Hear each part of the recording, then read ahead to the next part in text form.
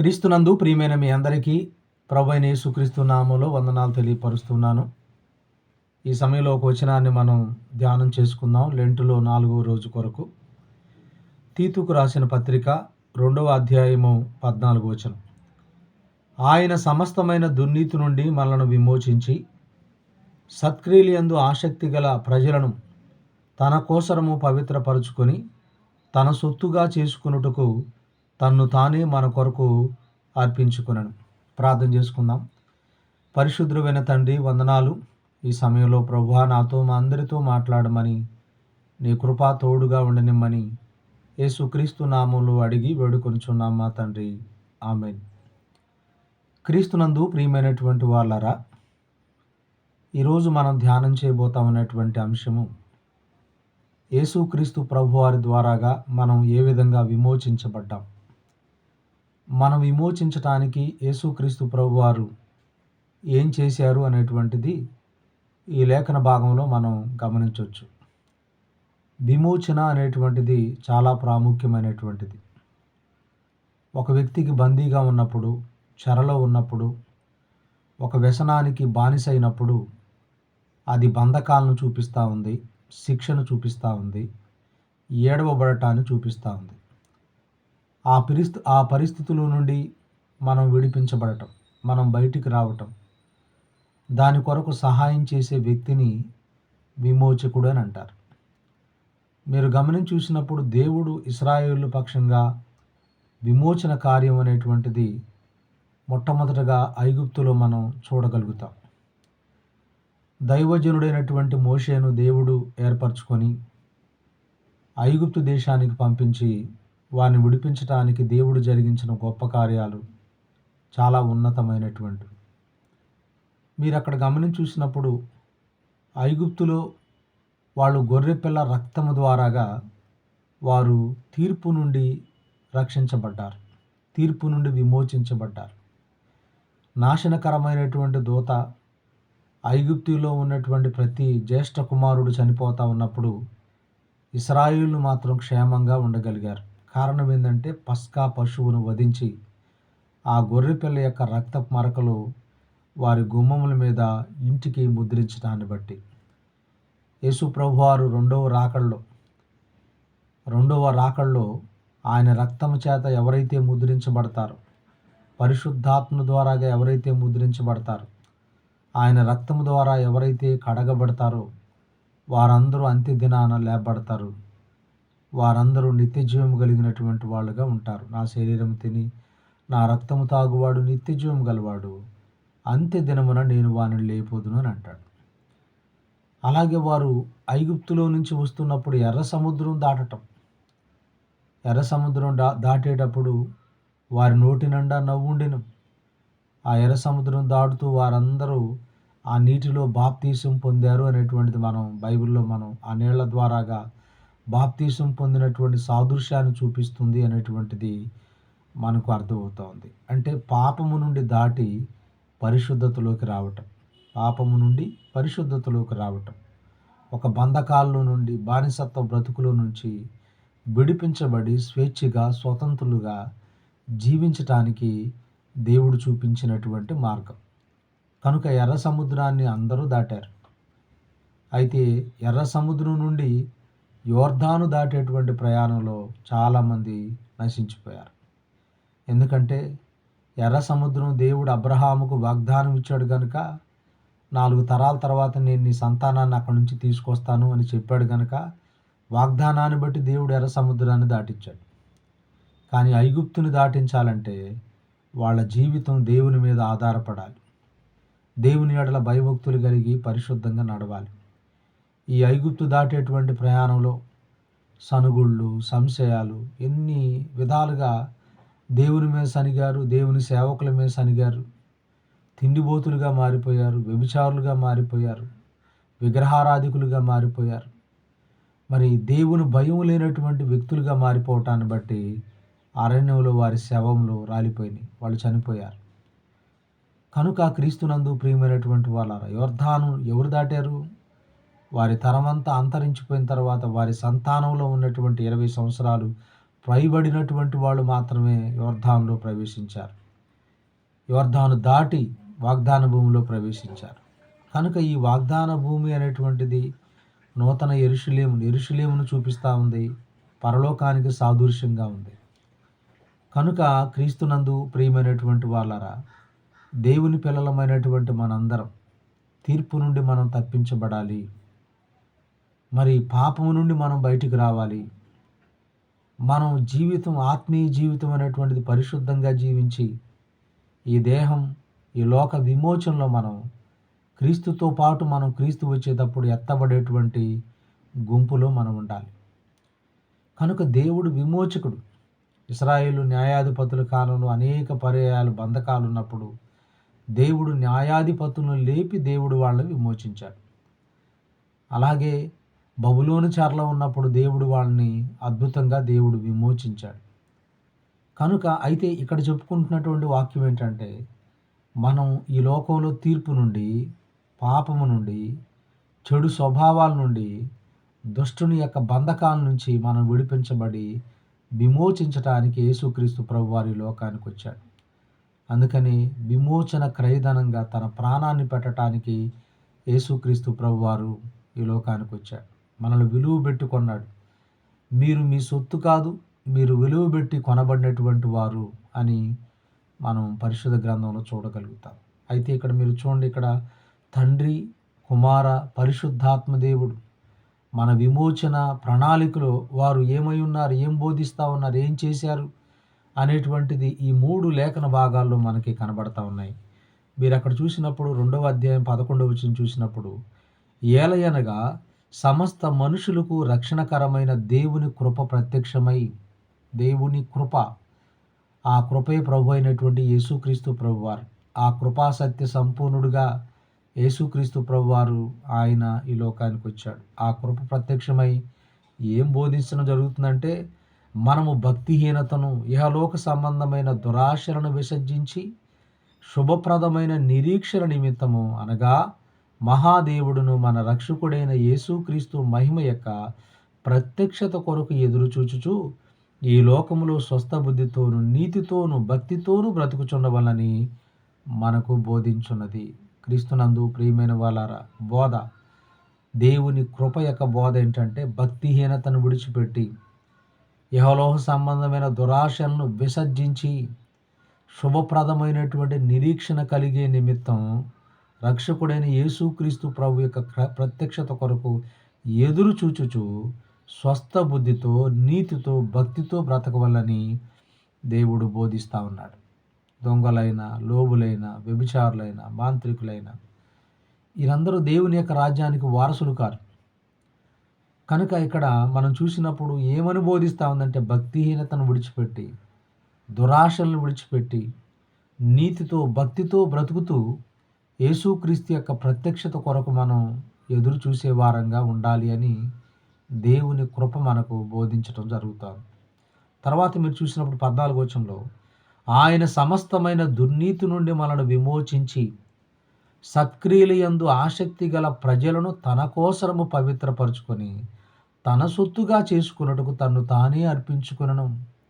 యేసుక్రీస్తు ప్రభువారు ఎందుకొరకు తను తాను అర్పించుకున్నాడు అంటే, అక్కడ మనం చూసినప్పుడు ఆయన ఎందుకొరకు మనల్ని విమోచించాడంటే, సత్క్రియల యందు ఆసక్తి కలిగినటువంటి ప్రజలు. ఈరోజు క్రీస్తునందు ప్రియమైన వాళ్ళారా, యేసు ప్రభువుని ఎరగనప్పుడు లోకంలో జీవించాం, పాపంలో జీవించాం, చెడు పనులు తేలిగ్గా భయం లేకుండా చేశాం. కానీ ఈరోజు సత్క్రియలు చేయుటకు, సత్క్రియలు కలిగినటువంటి ప్రజలుగా ఉండటానికి దేవుడు మనల్ని ఏర్పరచుకున్నాడు. మీరు ఎఫెసీ పత్రిక 2వ వచనంలో, సత్క్రియలు చేయుటకై దేవుడు మనల్ని సృష్టించాడు. మనం సత్క్రియలు కలిగిన వాళ్ళము, మంచి వాళ్ళమని కాదు. దేవుడు మనల్ని ఆకర్షించి, దేవుడు మనల్ని ఏర్పరచుకొని ఆయన బిడ్డలుగా మనల్ని పిలుచుకుంది. ఎందుకంటే సత్క్రియలు చేయటానికి, మంచి క్రియలు చేయటానికి. మన సత్క్రియలు చూసి పరలోకమందున దేవునికి మహిమ కలిగే విధంగా మన బిహేవియర్, మన ప్రవర్తన, మన నడవడిక, మన మాటలు, మన ప్రవర్తన ఉండాలని. ఓ తిమోతి, నీ మాటలు, నీ ప్రవర్తనలో, విశ్వాసంలో, ప్రేమలో నువ్వు మాదిరికరంగా ఉండాలి. యవనుడా, నీ ప్రవర్తన అంతా జాగ్రత్తగా చూసుకో. వీటన్నిటిని బట్టి నువ్వు దేవునికి లెక్క అప్పచెప్పాలి. అబ్రహాంతో దేవుడు అదే అంటాడు, నేను సర్వశక్తి గల దేవుడను, నా సన్నిధిలోను నిందారహితుడుగా నీవు నడవాలి. కనుక సత్క్రియలందు ఆసక్తి కలిగినటువంటి ప్రజలుగా మనం ఉండాలని మనల్ని దేవుడు పవిత్రపరుచుకొని, మనల్ని దేవుడు యేసుప్రభు వారు పవిత్రపరచడానికి ఆయన సువార్త, ఆయన మాటలు మనకు బోధించాడు. మనం పవిత్రంగా ఉండటం కొరకు, పరిశుద్ధతలోకి అడుగుడటానికి ఆయన మన కొరకు రక్తాన్ని కార్చాడు. గొర్రెపిల్ల రక్తంలో కడగబడిన మనం, నీవు యేసు రక్తము ప్రతి పాపము నుండి నిన్ను పవిత్రులుగా చేయును. క్రీస్తునందు ప్రియమైన వాళ్ళరా, ఒక వ్యక్తికి పవిత్రత, పరిశుద్ధత, పాపక్షమాపణ, విమోచన ఇవన్నీ క్రీస్తు రక్తము ద్వారానే కలుగుతాయి. అందులో ఎంత ప్రాముఖ్యత లేనిదే యేసు ప్రభువారు పరలోకం నుండి ఈ లోకానికి వచ్చి ఆ శిలువ మ్రాను మీద మన కొరకు తన రక్తాన్ని కారుస్తాడు. మీరు ఆలోచించండి. ఆయన రక్తము మనల్ని నిర్దోషులుగా చేసేది. ఆయన రక్తం మనల్ని అంత్యదినమున లేపేది.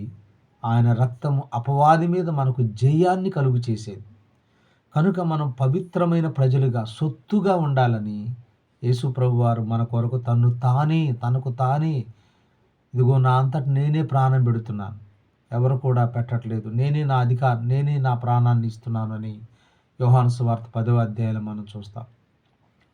కనుక క్రీస్తునందు ప్రియమైన వాళ్ళ తనకు తానే అప్పగించుకొనడం ఎంత దేవుని ప్రేమ మీరు ఆలోచించండి.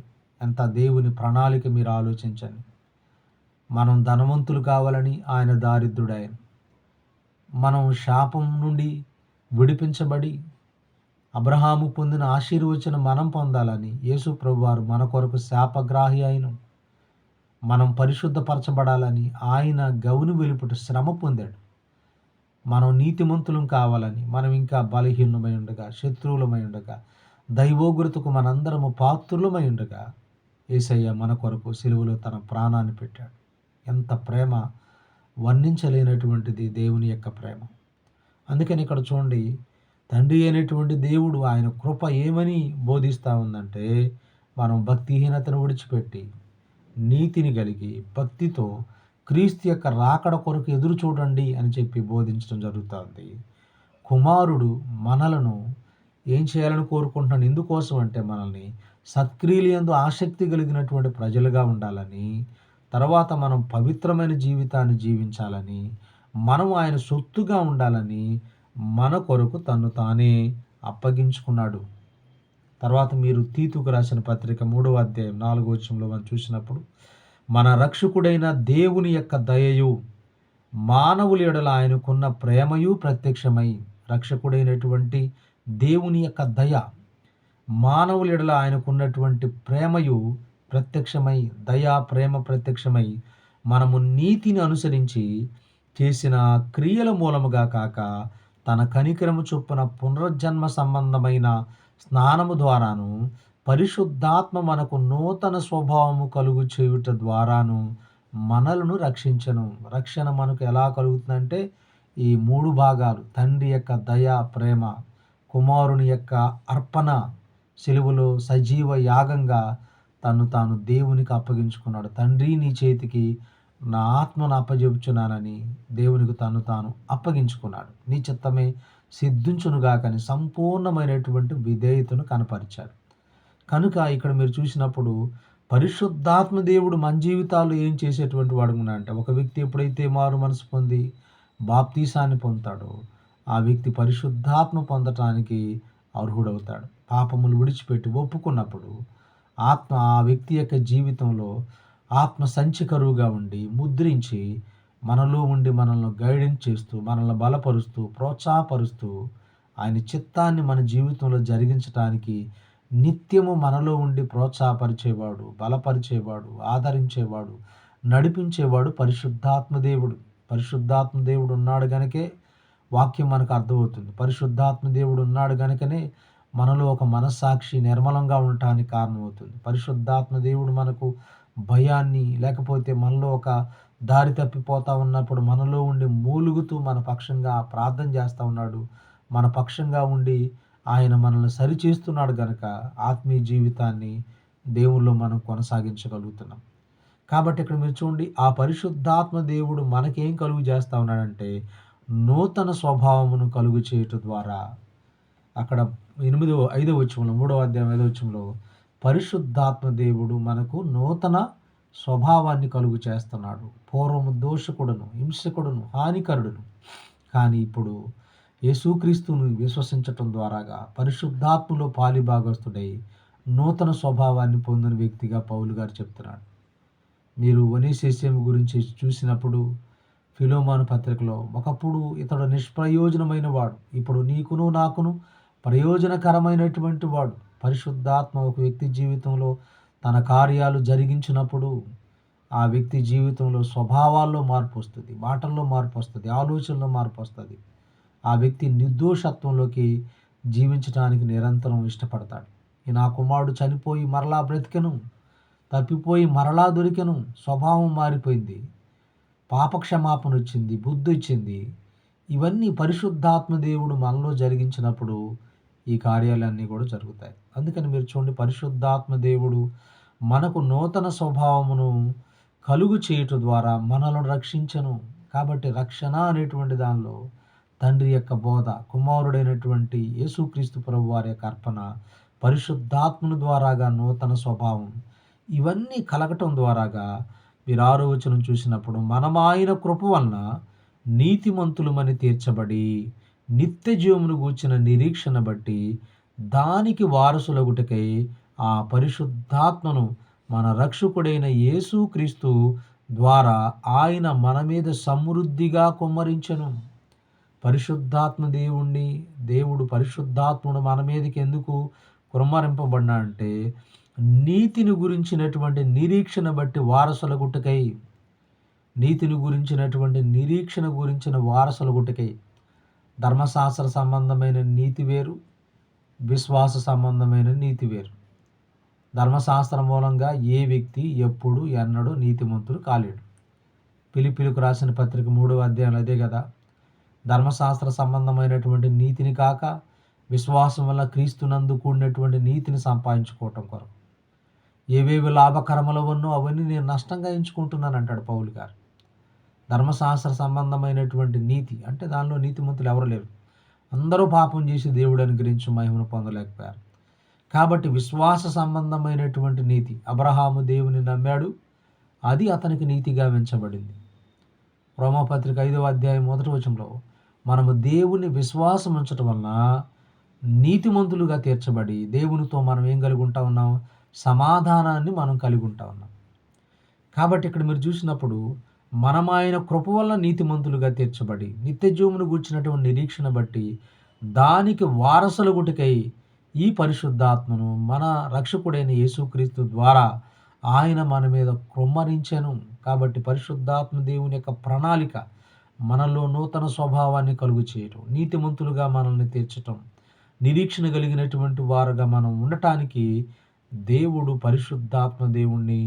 పరిశుద్ధాత్మని మనందరి మీద కూడా ఏం చేశాడంటే కుమ్మరించాడు. కనుక మీరు అక్కడ చూసినప్పుడు ఈ మాట నమ్మదగినది కనుక దేవుని యందు విశ్వాసం ఉంచువారు సత్క్రియలను శ్రద్ధగా చేయుట యందు మనసుంచున్నట్లు నీవి సంగతులను గురించి దృఢముగా చెప్పవలని కోరుచూ ఉన్నాను. ఇవి మంచివిను మనుషులకు ప్రయోజనకరమై ఉన్నవి కానీ అనేక తర్కములను, వంశావళులను, కలహములను, ధర్మశాస్త్రము గురించిన వివాదములను నిష్ప్రయోజమును వ్యర్థమునయ్యును గనుక వాటికి దూరముగా ఉండుము. వాటికి దూరం. ఏవి దేవుడు బోధిస్తా ఉన్నాడంటే నీవు మంచిగా పరిశుద్ధాత్మలో పాలిభాగస్తుడై నీతిగా జీవిస్తూ నిరీక్షణ కలిగి జీవిస్తూ ప్రభు యొక్క చిత్తంలో కొనసాగాలి. కనుక క్రీస్తునందు ప్రియమైనటువంటి వాళ్ళారా, దేవుడు మనల్ని విమోచించటం కొరకు యేసు ప్రభువారిని దేవుడి లోకానికి పంపాడు. కాబట్టి ఈరోజు నువ్వు విమోచించబడ్డావా? క్రీస్తుని ఎప్పుడైతే విశ్వసిస్తావో, క్రీస్తుని ఎప్పుడైతే నువ్వు ఒప్పుకుంటావో అప్పుడు నీకు విమోచన కలుగుతుంది. మీరు కొలస్సీ పత్రిక 1వ అధ్యాయము 13వ వచనం కనుక మీరు చూస్తే, ఆయన మనను అంధకార సంబంధమైన అధికారములో నుండి తాను ప్రేమించిన కుమారుని యొక్క రాజ్య నివాసులుగా చేసెను. ఆ కుమారుని యందు మనకు విమోచనము అనగా పాప క్షమాపణ కలుగుతూ ఉంది. ఆ కుమారుని యందు మనకు విమోచన కలుగుతుంది. పాప క్షమాపణ అనేటువంటిది కలుగుతూ ఉంది. ఎవరి ద్వారా? యేసుక్రీస్తు ప్రభు వారి ద్వారాగా. మీరు ఎఫెసీయులకు రాసిన పత్రిక మొదటి అధ్యాయం గనక మీరు గమనించి చూసినప్పుడు అక్కడ 7వ వచనంలో మనకు అక్కడ కనబడతా ఉంటది. ఏందంటే, మనల్ని దేవుడు విమోచించటానికి దేవుడు జరిగించినటువంటి గొప్ప ప్రణాళిక అనేటువంటిది అనాదిగా దేవుని యొక్క నిర్ణయం ఏంటని. 6వ వచనం మీరు చూస్తే, యేసుక్రీస్తు ద్వారా తనకు కుమారులుగా స్వీకరించుటకై మనలను ముందుగా తన కోసము నిర్ణయించుకొని, మనము తన ఎదుట నిర్దోషులను పరిశుద్ధమును నిర్దోషమునై ఉండవలన జగత్తు పునాది వేయబడక ముందే ప్రేమ చేత ఆయన మనను ఏర్పరచుకొనెను. దేవుని కృపా మహదేశ్వరమును బట్టి ఆ ప్రియునియందు ఆయన రక్తం వలన మనకు విమోచనమును, అనగా మన అపరాధములకు క్షమాపణ కలిగి ఉన్నది. కాబట్టి విమోచన అనేది మనకి ఏం చూపిస్తా ఉందంటే, మన అపరాధముల నుండి మనము క్షమాపణ పొందటం, పాపములు క్షమించబడి వెలుగులోకి రావటం. అందుకనే పౌలు గారు అంటాడు, ఒకప్పుడు చీకటై ఉన్నారు, ఈరోజు మీరు వెలుగై ఉన్నారు. పేతురు గారు అంటాడు, ఇదిగో చీకటిలో నుండి దేవుడు మిమ్మల్ని ఆయన గుణాతిశయమును ప్రచురం చేయ నిమిత్తం మేము రాజులైన యాజక సమూహము, దేవుని సొత్తైనటువంటి బిడ్డలుగా ఉండటానికి దేవుడు మనల్ని పిలిచాడు. కనుక క్రీస్తునందు ప్రియమైనటువంటి వాళ్ళారా, మన విమోచన ప్రణాళికలో తండ్రి యొక్క బోధ, కుమారుడైన యేసుక్రీస్తు ప్రభు వారి యొక్క అర్పణ, పరిశుద్ధాత్మని ద్వారాగా మనకు నూతన స్వభావం, నీతితో కూడిన జీవితం, ఆ రాకడ కొరకు సిద్ధపరిచేటువంటి స్వభావం, ఇవన్నీ మనకు కలగటం జరిగింది. కనుక క్రీస్తు ప్రభువుని ఒప్పుకొని విశ్వసించి ఆయన బిడ్డలుగా మనం జీవించడానికి ఇష్టపడదాం. అట్టి కృప దేవుడు మనందరికీ అనుగ్రహించును కాక. ఆమేన్. చిన్న ప్రార్థన చేసుకుందాం. పరిశుద్ధులైన తండ్రి, వందనాలు. ఈ మాటలు మనందరి హృదయాల్లో ఫలింపచేయమని, అనేక మంది ప్రభువా నీ మాటలు వినటానికి, ఆధ్యాత్మికంగా బలపరచడానికి ప్రభువా నీ మాటలు దీవెనకరంగా ఉంచమని, నాయన ప్రతి ఒక్కరిని మీరు పేరు పేరున దీవించమని యేసు నామములో అడిగి వేడుకొంచున్నాం తండ్రి. ఆమేన్. ప్రభువు మిమ్మల్ని దీవించును కాక. ఆమేన్. అందరికీ వందనాలు.